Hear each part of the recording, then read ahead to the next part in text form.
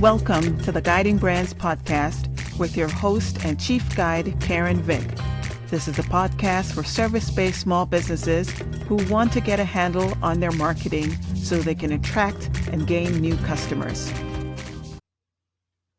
Hello, and welcome to another episode of the Guiding Brands podcast, where we do our best to help you as a small business owner on this marketing and branding journey. Today, we're going to be talking about a topic that's very important to local businesses, but anybody in the business world, anybody marketing themselves, whether a personal brand or so on, can actually get some benefit from this. So today, our focus will be on local search engine optimization, or SEO for short. And my guest is no stranger to SEO.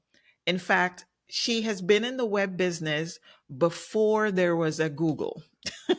Yeah, if we can think that far back. Well, it's not that far back, but yeah. But she's been around before Google, of all things.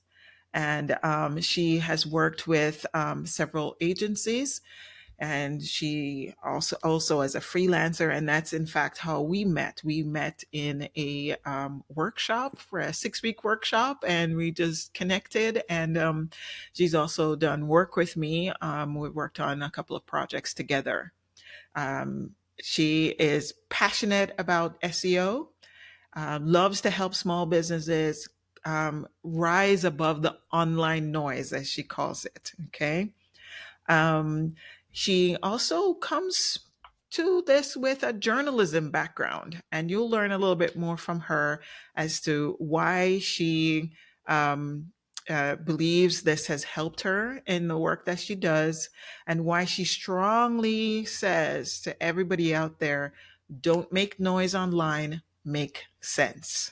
So without further ado, I would like to welcome Brandie Erisman to the podcast.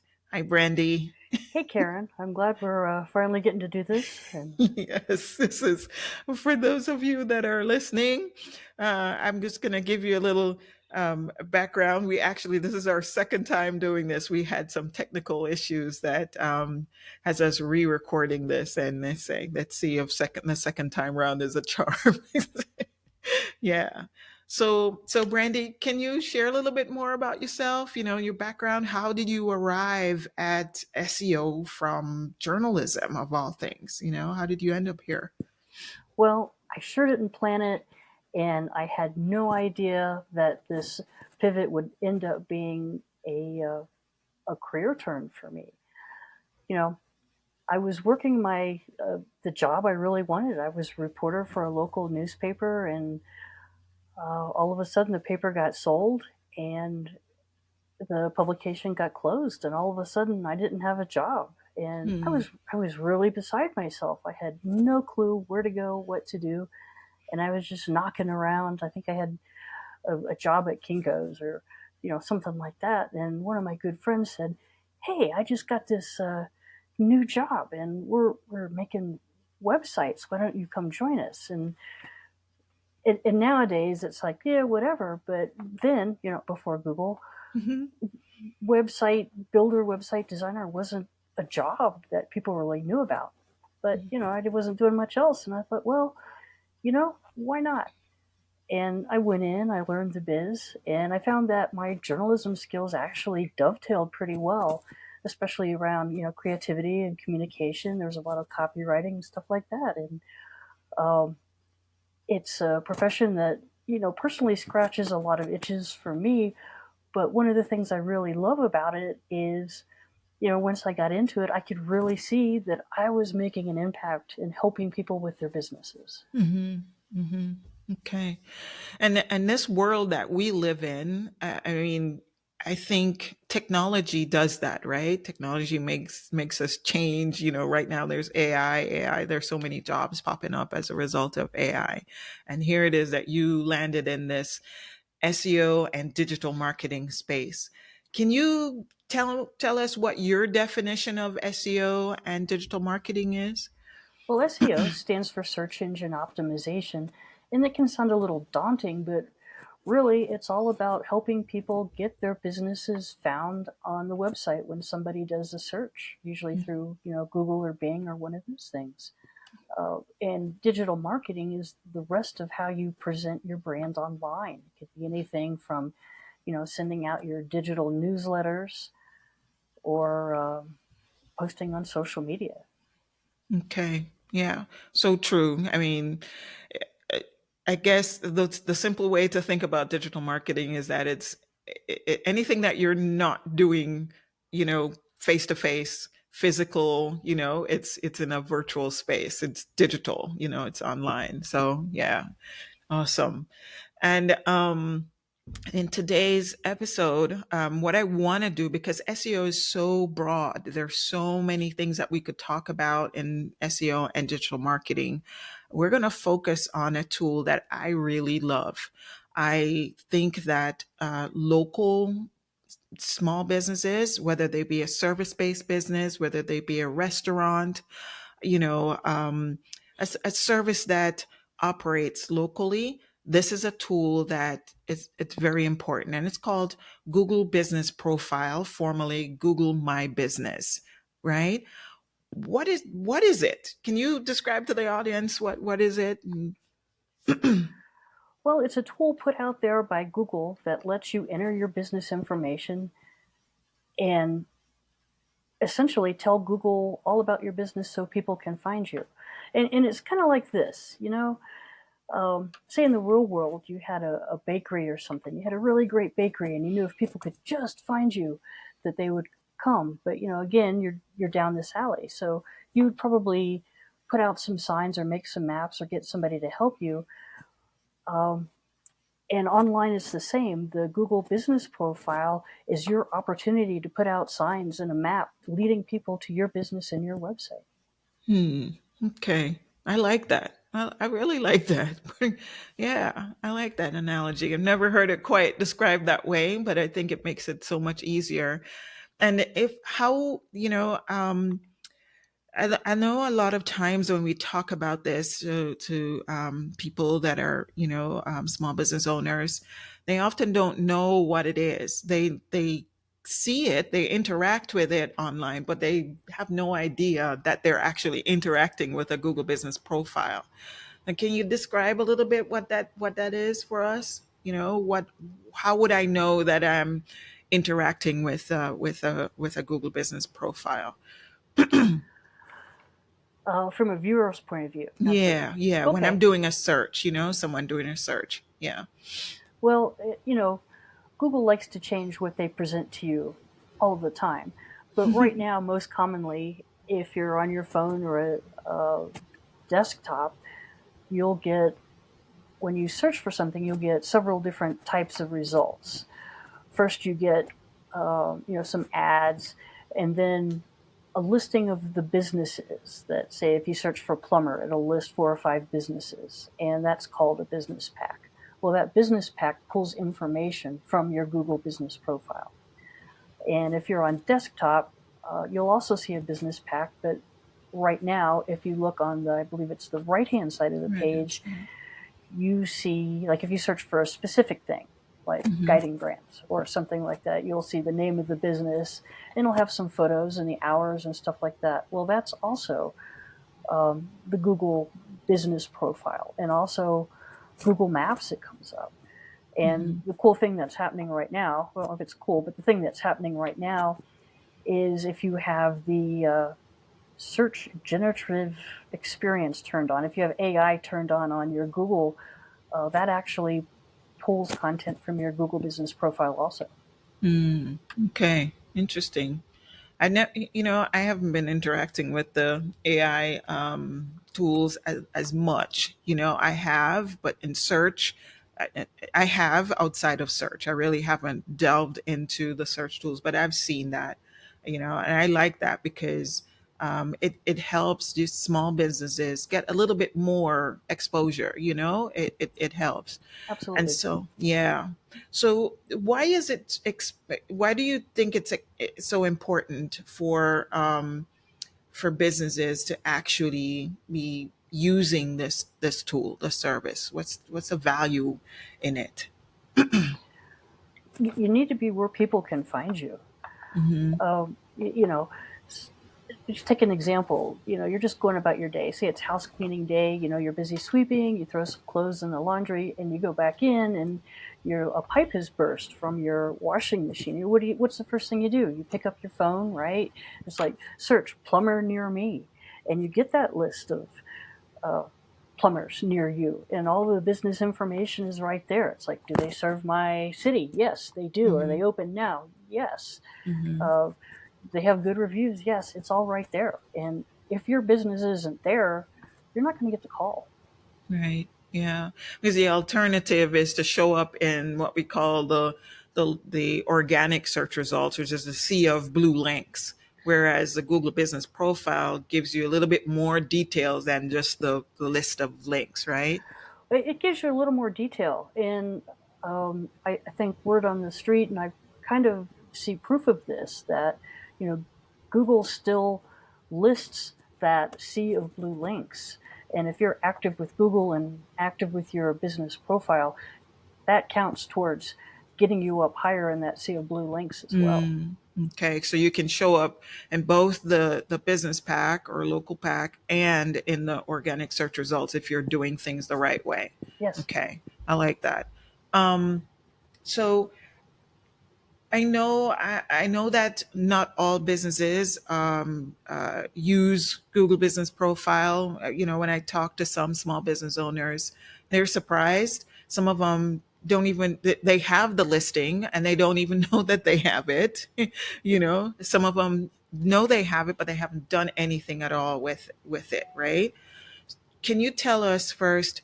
You know, is Google Business Profile good for every type of business out there? If you have a local business, chances are, yes, it's going to be good for you. It's Mm-hmm. specifically set up for um, people who have a brick and mortar store, like a florist or a bakery or something like that, but also service based businesses Mhm. like the plumber. They come to you, Right. and or a hybrid of those. Maybe you have I worked with a florist. He had a local flower shop, and people came in and bought flowers, but he also had an online component. So it was Hmm. perfect for him. Yes. Okay. Are there businesses that are not eligible that can't have a Google Business Profile? Yeah. And um, usually, if your business is online only and you don't have a local component, you don't go out and meet clients or stuff like that, it's not technically set up for that. There are certain ways around it. And again, it's mostly for local businesses. Hmm. Okay. And they are looking for legitimate businesses who have a business license. One of the things when you claim your business profile is you have to prove that you're an actual business in the location where you say you are. How do you prove that you are a legitimate business to Google?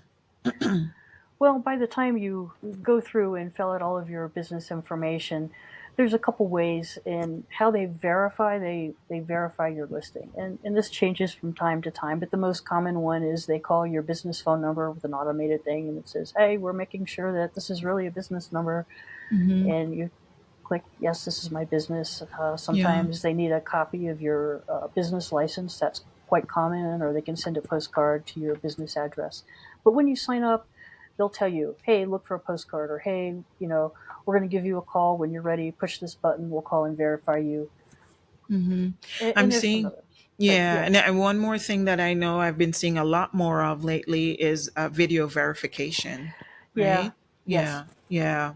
Yeah, and that can be challenging for people who work from home, who run their businesses from home, and things like that. But it's still necessary because Google wants to ensure that you are a real business because everybody else, we, their customers, um, they want to ensure that they're providing accurate data to us, the people searching. right.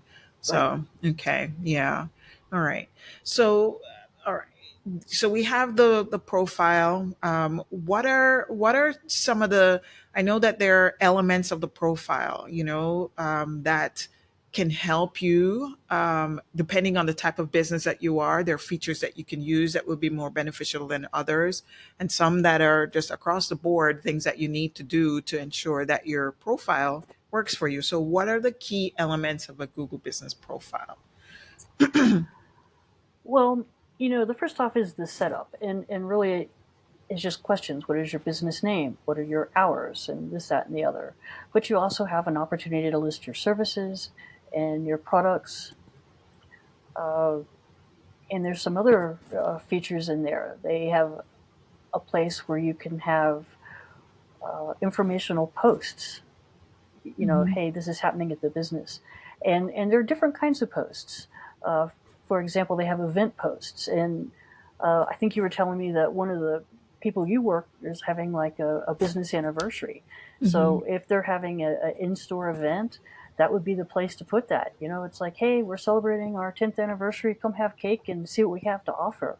Mhm. And I think there may be a business offer that comes along with that too. And they have a space where you can put your offers. Yeah. They have a lot of functionality. It's changing all the time. They have a feature where you can enable chat, and if you're the kind of person who watches your phone and can respond to a chat, you can turn that on. They have call tracking. Mhm. Okay. Yeah. And I know the one of the most important features is reviews, right? Oh Because yes, the yeah, because reviews. reviews are like that signal. It's the what we call social proof, that shows up in the search results. You don't have to go anywhere else. When you search, and the information is right there, and it helps people who are searching for your product or service make a decision. If you have 50 5-star reviews over the person that has 10, Right. so yeah. Yeah. Okay. Yeah. And Anything you want to add to that? yeah, just a quick note on reviews is reply to them. Mm-hmm. There's a couple reasons for that. And first off, Google knows you're paying attention to your business. And well, first and foremost, you read them, but you need to know what people are saying about your business. Mm-hmm. But yeah, reply to them. So Google knows you're active. But I always tell my clients that, you know, when you reply to a review, you're not necessarily, you're replying to the person, thanking them for their business or whatever. But business wise, you're actually trying to write a reply that can be read by the person checking the reviews, if that Mm-hmm. makes sense. Mm-hmm. When you want to go to a restaurant, you look at, oh, they got 4 stars, and then you scroll down and, oh, there's a 2-star. Well, let's read that. And if you reply to that, you can say, hey, you got the wrong business. This isn't really our business. You were at the restaurant with the same name down the street, or whatever the problem was. Or you also have the opportunity to say, hey, we're sorry. We'll make this right. And people want to know that you care about the Mm-hmm. customers. Mm-hmm. And I've in my experience with this, I've had people actually go back, and adjust their reviews after the client has actually Yes. responded and dealt with their issue. You Yeah. know, Yeah. I have one client right now. He's so frustrated. He has one-star review and all. I think he's over 50 now. He's got 49 5-star reviews and one negative review, and it was from someone he was actually thinking of hiring. And the person didn't show up. He gave them opportunity to come into work, I think 2 or 3 times. And after the third time, he said, I'm sorry, but you didn't show up. So they went online and they gave him a negative review. And he's bummed about that. We've tried to get Google to remove it. He responded to it. So, you know, anybody looking now can actually see that he responded to that saying, you know, this person was never a customer. They were a potential employee or something like that. I think he said, you know. Hey, small business owner. Are you having a hard time figuring out how to budget your marketing? Well, today's your lucky day. The Stingray Advisory Group Budget Planner is just what you need. With this simple yet effective tool, you can set your marketing budget, track your spending, and make more informed decisions about that website upgrade or marketing campaign you've been considering. Visit budget.guidingbrands.com and stop guessing about your budget today. Yeah, and as you mentioned, that's, that is against Google's code of conduct or what they want to see in reviews, and you can flag it.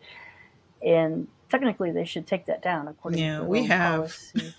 But also here's the thing about the weird thing about reviews. You think, oh, I want all 5-star reviews, but the research has shown that if you have 100 reviews and they're all 5 stars, people are thinking like, what, are they stacking these? Are they paying people for the reviews? And there's always going to be the outliers. And if your outliers aren't there, people are going to look at you and go like, yeah, something seems hinky here. So the one bad thing, nobody haven't worked with a business owner, it's like, oh, I love those 1-star reviews. No, but it just it kind of adds credibility that real people are leaving the Exactly. reviews. Exactly. People, You're not perfect. Yeah. and people are smart enough to read the review and say, well, that guy's kind of nutty. Right. Yeah. Yeah. So true. So outside of not responding to reviews, things like that, are there any mistakes that you've seen businesses make in managing their profile? Any issues that you think that they should be addressing that they're often overlooking? Yeah. I see 3 common mistakes all the time. The first one is they try to cram in too many keywords. I'm a baker. I bake wedding cakes. I bake cookies. I'm a cookie baker. I'm a wedding baker. I'm a gâteau baker or a quiche baker, and they just stuff them in there, and especially in their title, the name of the business. What Google wants you to do is use the name of your business that appears on your business license or you're doing business as. Your website, it should match what's on your website too. Yeah, that can be, it should match what's on your website, but hopefully your business name is correct on your Right. website.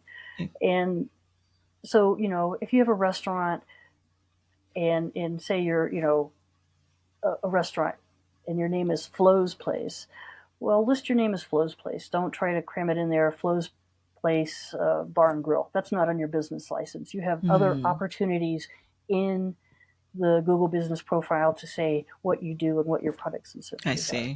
But the second thing that I see is people end up getting in the wrong business category. When you go in and set up, they ask you, what is your primary business? And Google wants you to list your primary business, your core business. But somebody will go in and it's like, oh, I work with a restaurant. And so they got restaurant right. People usually get the primary restaurant right, and they got that they were a Mexican restaurant, but then they were trying to be a, bar and nightclub, and then they were trying to be a caterer. And yes, they did those things, but they weren't by far the primary services that the they services provide. offered by that business. Okay. And we got that corrected, but they still got that catering business and they still got that bar business, but they were presented differently in a different format. And why can that be a problem? Is it because if someone is searching for catering and they show up in the search result, they show up and they say, but they're a Mexican restaurant, why would they is that a reason for it? That is a reason for it, but the internet, they work on things that are related, and catering can be related to that, but you're trying to tell people that you're a restaurant, and so it kind of takes some of the juice away, I guess, from being a restaurant and from being a Mexican restaurant. And and I said there were 3 mistakes that people made. So it was keyword stuffing, getting in the wrong category. But I think the most important is not staying active. They have this idea in their head. It's like, oh, I just spent 45 minutes, an hour setting up this Google profile, and then I waited a week in the mail for this card, and I'm done. You can't do that. You need to stay active. We talked about you need to answer those reviews for a lot of reasons. Mm-hmm. But among them is that Google wants to know that you're active. So, once a week, post something on Google My Business profile, add some new pictures, make sure your hours are updated. Mm-hmm. We just had a holiday. Go in and update your holiday hours. Let Google know if you're open or closed. It's simple as toggling a little on and off switch. Mm-hmm. And Mm-hmm. it lets Google know that you're active, but also the people around you. I'm sure all of us have come across these businesses, and you look at their website or their social media, and there's nothing been on there for months and months and months, and it's like, wow, is this still open? Mm-hmm. So show people you're out there. Yeah, yeah, yeah. And again, it's also about accuracy, giving people accurate info. You say you're open, but then somebody drives to your location and you're closed, that can result in a negative review. So now you have other other challenges to deal with. It's like a Yeah. snowball effect. Yes. Okay. Okay. Awesome. All right. Is there anything else that you can think of? I mean, you named three things that you think that, you see, well, not think, you've seen this, happening, where keyword stuffing, um, not responding to your reviews. And the third thing was, The wrong staying business. active, Good. being active, in the profile. Is there anything else that you see that you think would be valuable for anybody to know? Well, those are really the main categories. Mm-hmm. Okay. If you get Okay. those right, we can work around that. Okay. It sounds simple enough. So let's see. Okay. So Brandie, you've been doing this for a very long time. Google Business Profile. I remember when it first started, it was Google Places. And I remember setting up my first one, and I had to actually then add the address to Google Map and all of that. Yeah. They had it went through a whole process, and the name changed and all of that. So you've seen a lot of businesses, over the years using this tool. And by the way, if we didn't mention, this is free. If there's somebody watching this, listening to this is a free service from Google, and people wonder sometimes when I say free, and I get all of these features and these benefits from it. It's free. Just like you have Gmail that's free and you have Google Docs that's free. This is a free service from Google. So, getting back to my question, can you share an example or two of clients that you've worked with? You don't have to name them by name if you don't want to, that you've seen, like, transformation, and you can show some tangible results in the work, in the work that you put into Google Business Profile. Well, I want to go back to that Mexican restaurant. Mm-hmm. Before we went through and got them in the right categories and got their services squared away to focus on their core business, their Google Business Profile, showed up and got them some traffic. But once we, got everything tightened up, they ended Mm-hmm. up getting 30% of their website traffic from there. And by Mm-hmm. far, that was the largest channel that was sending traffic to the website. Okay. How do you know that it's coming from Google Business Profile? You know? Well, there's a couple ways. In the app itself, it does have some statistics that give you some basic feedback, and it'll tell you, you've had so many calls or so many people looking for directions or so many people going to your website. And it also gives you a rough guide of uh, what people are looking for that triggers your Google search profile showing up. And I think Mm-hmm. that's the most useful piece of information that's built into it. And there's Mm-hmm. some other advanced ways of uh, Yes. tracking, Yeah. and somebody who works in the industry can help you get squared away with that. Okay. Okay. Would you say that Google Business Profile is better for certain types of categories of businesses? Do you say some benefit more than others, like restaurants or service-based businesses, plumbers and so on? or it's just, listen, you put in the work, take care of your profile, and it should work for you. It's going to work for you. I mean, Mm-hmm. how people interact with your business may be different. More people, some people will get more calls, some people will get more requests for directions, some will get more traffic to their website. Mm-hmm. And, sometimes just seeing the Google business info on their search really gives people all the information they need. It's like, oh, it's a restaurant, it's good reviews, we got a map right here. They don't even interact with it really. They just drive to your restaurant and show up and order dinner. It's true. Yeah. Listen. So, don't freak out if like, oh, I set it up and I'm not seeing results. If Yeah. customers are coming in your door, it could be from that.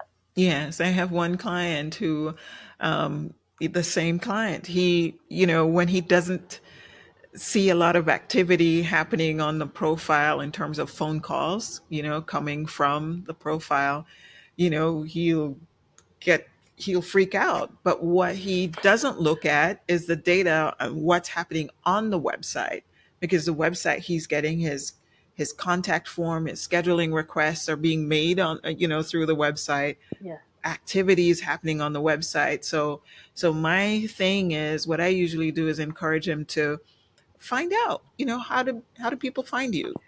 That's one Exactly. way that you can find out, because yeah, Yeah. right.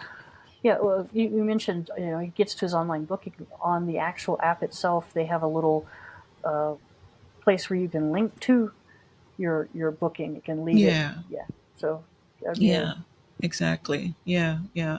So, I mean, some of this, there are some people that they will go off and try to do this on their own, or there are those that say, this sounds all too technical for me. I don't even know. I don't want to. Do you what benefit is it for someone to have a professional like you manage their profile? Yeah. well. you know, Small business owners, they have an awful lot on the plate. And you're busy doing your business. If you got a baker, you're busy baking and taking customer orders. If you're a plumber, you're out fixing pipes. Or if you're a business coach, you're busy trying to help other people, solve their problems. And you got enough on your plate. Hmm. And as far as the DIY thing, it's like any industry. I can bake my own bread and I can muddle through my own business problems without a coach. And that broken pipe, I can fix it because I have a pipe wrench and I know how to turn off my water. And I got that little waterproof tape that I can wrap around there. But you know what's going to happen? Right. Right. you After a know while, that you'll have water everywhere. it's going to hold for a couple days or a week, depending on how much tape I have, and you're going to need some help. And Hmm. maybe it'll cost you something. And even if you can't have somebody walk you through and set up every little thing, at least have somebody in the industry or who has worked with the app for a while help you Hmm. through it. It's going to Yeah. pay off in the end. Yeah. And just getting an audit, getting a review of this, would be Yeah. helpful. Okay. Okay. Do you see, because I know Google makes changes to this platform all the time, Sure does. and during the big C, COVID, they actually made some adjustments to help businesses by, freeing up some of the features, like for instance, posts stayed up like forever until recently. They've actually cut it back now to them not being visible to the public for after 30 days or something like that, I think now. you know are there any features or things that you're hearing about that's coming about that you think that people need to be aware of? Well, AI is, like we mentioned, our AI search results are already pulling from there. And I Hmm. think coming down the road, there's going to be more personalization. And you're right, it does change. And that's another reason that, you should work with somebody who's in the industry, Hmm. people who know their job or are aware of Hmm. the changes and know how to work around Yeah. them. Yeah. And I'm going to add to this, Brandy's being very modest too about, the work that she does and the results that it brings. I've seen her work now for over 2 years. And just sometimes it's just, yes, over tears, just simple things that she does. But sometimes I'm not even aware of it, and there are techniques with writing copy so that, Google can actually pick up on them. There are things that, like, for instance, writing a post, responding to reviews. She has this knack of being able to, word the reviews so that it helps not just Google, but the person that's coming to the webpage, that's coming to look for this. I mean, listen, when you talk about AI, I've used some AI tools that actually go into Google business profiles and capture information, so that it can provide you with answers to the questions that you're asking them. And so it's really important that we take care of these things. And Brandie is genius at this. I can't tell you enough, and this is just a small portion of SEO and digital marketing that she works with. And I really think that it's something that, small business owners, local businesses, you need to really take advantage of. It's free. Take advantage of it, So having said that, I thank you so much, Brandie, for, being a part of this. I know we had to re-record to go through that process, but I think we did good. This one is even better than the one before, I think. So is there any last word? I mean, you are my guide today. You are our guide today. This is the Guiding Brands podcast. I call myself the chief guide, and everybody that comes on this podcast as a guest is a guide. So what words of wisdom do you want to impart to the audience today? We've talked about it. Google Business Profile is out there. It's free. Mm-hmm. It helps your business. Set it up. Take your time. Do it right. Be active on it. Mm-hmm. All right. There you go. It's a win-win. There you go. Win-win. So how can people find out about Brandie? How can they reach out to you, communicate with you? They may want your services. I'll put them in the show notes, for the world to see. The best thing is to reach out to me directly via my email. And if you put a note that you saw this on the Guiding Brands podcast, then, I'll bump you up to the top of the list and make sure I get back to you quickly. Look at that. So you can reach me at berisSEO@gmail.com. And you can also check out my LinkedIn profile and see a little bit more of what I've done and what I can do and what services I offer. Wonderful. And you'll on her LinkedIn profile, you'll also see a project that we worked on together mentioned there.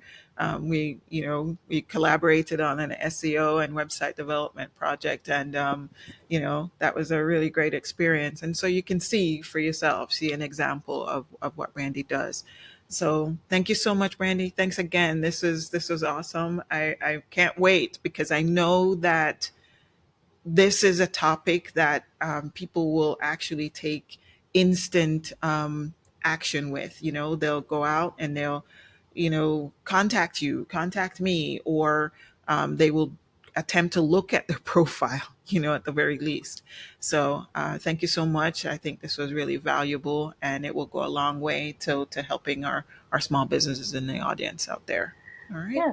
Thank you for having me, and thanks for giving me a shot to do it again. And no it problem. Really was a technical issue. I promise. Yeah, and we're gonna do this again. There's so much more to this whole SEO thing, and I would love to have you back again. If you would want to. All right. All right. Thanks a lot. Thank you.